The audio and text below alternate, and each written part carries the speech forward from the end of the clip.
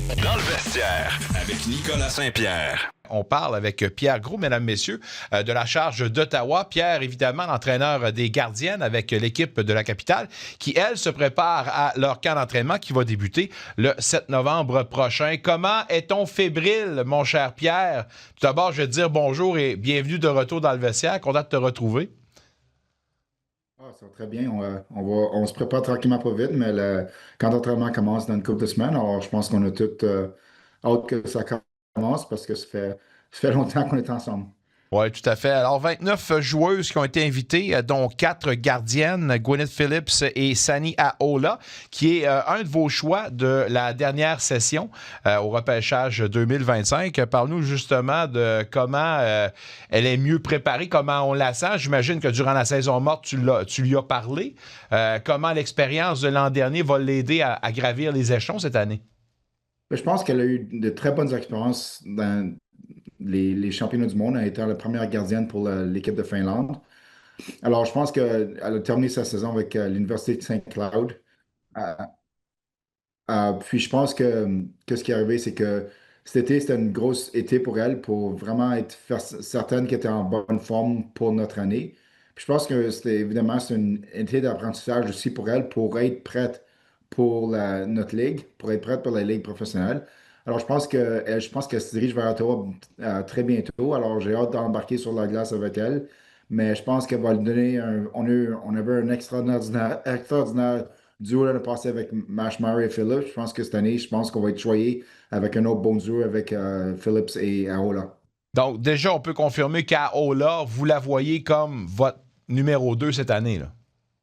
Oui, oh oui, je pense c'est pour ça qu'on l'a repêché. Puis je pense on l'a choisi en cinquième ronde, mais vraiment, je pense que c'est un petit peu un gamble parce qu'en quatrième ronde, Peyton Hamp, qui est une joueuse exceptionnelle, était encore disponible. Alors, je pense qu'on a pris une chance pour voir si Aola.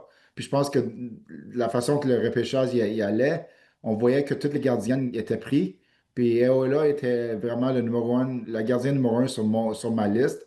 Alors, c'est elle c'est une gardienne qui est très, très athlétique, elle compétitionne tellement forte sur la glace. Alors, je pense qu'on était choyé de l'avoir en cinquième ronde, mais je pense que c'est un gamble qui nous a aidés. Je pense que moi, j'étais un peu énervé quand on ne l'a pas eu, mais au bout de la ligne, oui, c'est elle qui va seconder Gwyneth Phillips cette année. Quand c'est le temps de prendre une décision comme celle-là, est-ce que, puis là, écoute, là, je parle là, parce que je sais qu'au niveau de la Ligue nationale de hockey, pas certain qu'on fait ça, mais parlez-vous à votre gardien numéro 1 pour lui dire c'est quoi le plan puis vers où on se dirige? Ah, oui, un peu. Je pense que Gwyneth savait que, tu sais, elle prenait le rôle de gardien numéro un. Puis on lui a dit, écoute, on va avoir un bon duo encore cette année. Puis je pense que Pardon. on voyait qu'on pouvait améliorer de Logan Angers. Mais je pense que, écoute, on a trois bonnes gardiennes qui rentrent au camp, Aola, Angers et même Kendra Woodland qui vient au camp. Alors je pense que oui, Aola est positionné pour le gardien numéro 2, mais je pense que on veut faire tout ce qu'on peut pour supporter Gwyneth comme pour le rôle de, numéro un, de gardien numéro un. Oui, certainement. Puis elle, qui va encore une fois là, avoir une année excitante, j'en doute pas. Hughes, Gilday et Phillips, qui sont parmi les joueuses invitées pour l'équipe américaine. Encore là, une dose d'outils et d'expérience qui va certainement aider la cause de la charge cette année pour eux autres, là. Ah, certainement. Je pense que quand Gilday était là pour notre choix en première ronde, on n'a pas hésité de la prendre parce que c'est une défenseuse on trouve tout qu'elle va elle va être une force dans notre ligue. Alors, je pense que oui, on a perdu beaucoup de défendeuses dans le repêchage ou en agent libre. Alors, je pense que avec Larocque, Gilday, Markowski, Hobson qui est venu de Toronto. Alors, je pense tu sais, puis Savlanen, une autre Finlandaise. Ouais. Je pense qu'on va être en bon rang pour aider Phillips en arrière. Je ne veux pas te faire parler, évidemment, pour la coach, mais Gilday, dans les chiens, dans la hiérarchie, déjà, est-ce qu'on peut parler d'une top 4 cette année, potentiellement? Potentiellement, exactement. Il faut que, quand elle va arriver au camp, je pense qu'elle a déjà montré au niveau collégial qu'elle était capable de jouer un bon jeu défensif offensif. C'est une grosse, elle a un bon gabarit. Alors, je pense qu'elle va nous aider en arrière pour aider Gwyneth à voir les rondelles.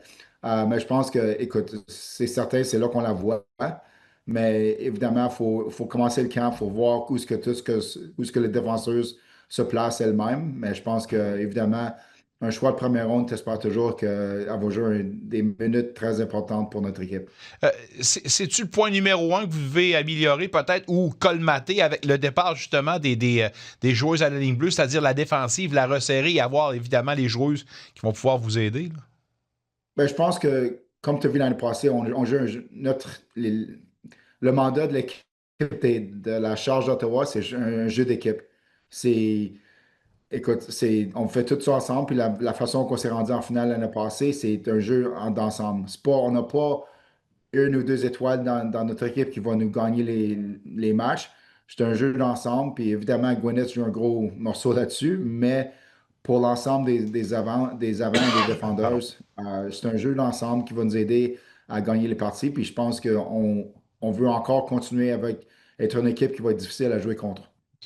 Oui, puis d'avoir été en finale, même si tu ne l'as pas gagné, c'est sûr que pour une organisation, ça donne des ailes. Vous êtes affamés, vous débutez la saison très affamés, vous autres là.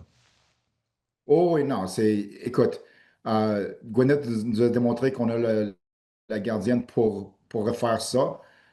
Puis je pense que toutes les joueuses qui étaient là l'année passée, on rentre au camp très excités pour l'année qui s'en vient. Puis écoute, toutes les équipes qui ont changé dans la ligue avec l'expansion. Mais je pense qu'on a un groupe qui est très, très, très excité. Puis c'est un groupe qui est très affamé pour revenir en finale et gagner la coupe.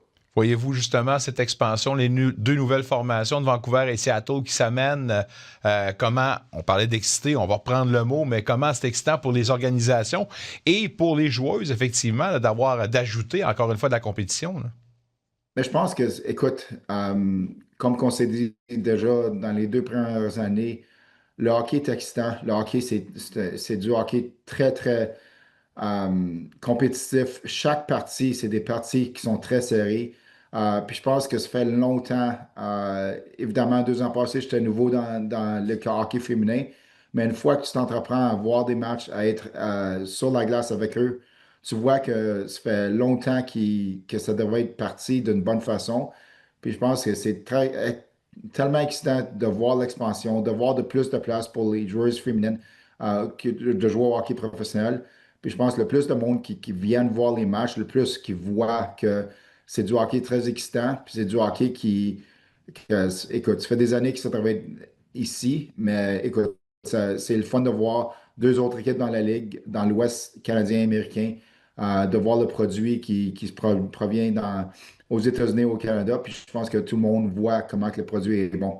Derrière le banc, vous avez ajouté un autre membre à votre équipe d'entraîneurs, Yuso Toivala, si je ne me trompe pas. Écoutez, je ne sais pas si lui as parlé, je ne veux pas te placer dans une situation particulière, mais quand même, Toivala, qu'est-ce qu'on peut en dire? Et évidemment, toi, à partir de l'équipe de coach, comment tu vois ça? Là?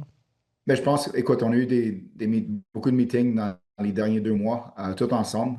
Puis je pense que Yuso, qu'est-ce qui arrive et qu'est-ce qui amène, c'est que il y a une expérience tellement collective dans le hockey européen. Ça fait, je pense, 20 quelques années qui est impliqué dans le hockey féminin en Finlande. Alors, il était entraîneur-chef de l'équipe de la Finlande pour les Olympiques, pour les championnats du monde. Alors, il nous apporte beaucoup d'expérience. Puis aussi, une différente façon de penser pour un homme qui était dans le hockey international longtemps. Alors, ça nous aide tu sais, d'amener notre partie, d'amener notre jeu d'une différente façon pour avoir des différentes façons de jouer et de différentes façons de diriger les matchs. Alors, je pense que c'est une très bonne addition pour notre groupe d'entraîneurs. Dernier point pour toi, sans vouloir brasser la soupe, mais il y a quand même des insatisfactions au niveau du Lansdowne 2.0. Il y a certains membres du conseil qui ont parlé justement du nouvel aréna qui, écoutez, ne permettra pas à la Charge d'augmenter sa popularité parce que dans les nouveaux plans, on passe d'un aréna actuel de 8000 à 5500 places. Votre réaction, justement, est-ce que ça pourrait, selon toi, sans vouloir parler pour ton organisation, forcer justement la charge à aller voir ailleurs si on peut avoir un plus gros amphithéâtre, là? Écoute, on a démontré que la place TD, 95% des matchs, il y a au-dessus de 8000 personnes qui viennent voir nos matchs. Alors, on a démontré ça depuis le début de notre existence. Alors, je pense que, écoute, ça, de quoi tu parles, c'est plus haut que de mon niveau que je peux Oui. Mais m'introduire. en Mais tant je que pense fan, que en tant que fan, en tant qu'artisan de la PWHL, comment tu réagis à ça? Je pense que c'est dommage parce qu'on adore jouer à la place TD. Puis je pense que le Stone Arena, que les partisans, écoute, Lansdowne, c'est une excellente place pour jouer avec tous les restaurants, toutes les choses qui, c'est au centre-ville. C'est dommage que s'il ne peut pas monter plus que 5000 personnes, mais au bout de la ligne, nous autres, écoute, on va voir ce qui va arriver dans le futur. Nous autres, on se prépare pour avoir notre équipe prête pour le camp d'entraînement. Vous viendrez jouer au centre Canadian Tire, on est bien accueillant. Pour l'instant, belle préparation, Pierre. Puis on s'en reparle très, très bientôt. Merci de ta collaboration, ta précieuse collaboration. Parfait, merci Nick, on se parle bientôt. Bye bye, Pierre. Pierre Gros, mesdames, messieurs, qui a encore une fois probablement son vieux bureau quelque part. Un retour sportif 100% local dans le vestiaire avec Nicolas Saint-Pierre.